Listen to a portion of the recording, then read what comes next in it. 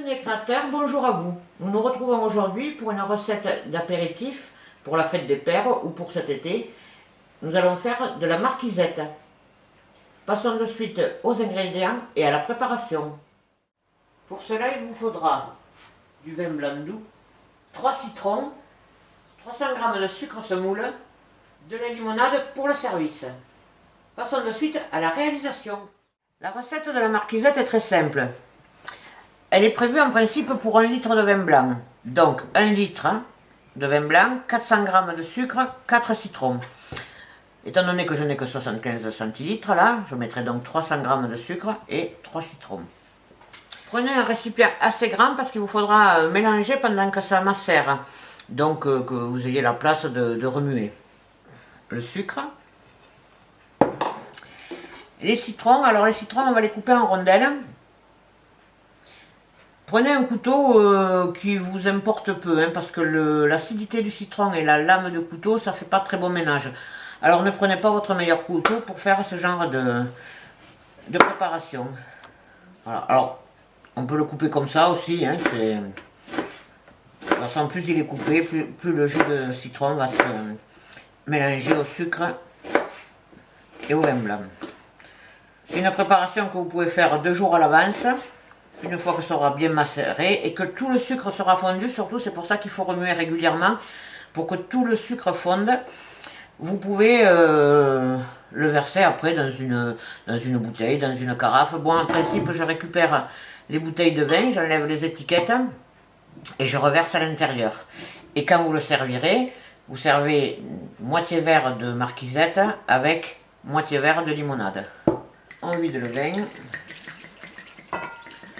C'est vraiment pas compliqué comme recette, c'est une recette qui, quand il fait beau, quand il fait chaud, et c'est très agréable à boire. Donc, vous commencez par remuer, mais vous verrez, malgré le fait que vous remuez, le sucre va se déposer au fond, donc régulièrement, on le remue comme ça. Et une fois que le sucre est fondu, après c'est bon, ça peut rester.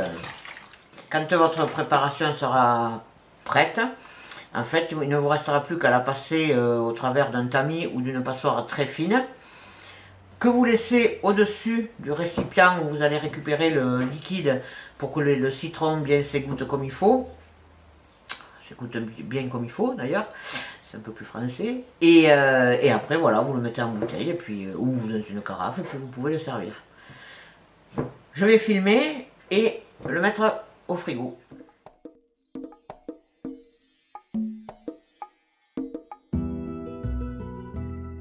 On se retrouve aujourd'hui donc pour terminer notre recette de la marquisette. Bon là elle a macéré une nuit. Je l'ai filtrée pour la débarrasser des citrons, des pépins et de tout ce qu'il peut y avoir dedans. Maintenant je vais la mettre en bouteille. Donc ça c'est la bouteille de vin que j'ai gardée. J'ai enlevé les étiquettes et que j'ai lavée. Donc maintenant je vais y mettre la marquisette. Alors on peut faire une petite étiquette pour marquer marquisette dessus, voilà. Après on la met au frigo avec un bouchon et vous pouvez la garder 2-3 jours quoi. Voilà, votre marquisette est prête à être servie. Votre marquisette est prête à être servie. Alors, marquisette,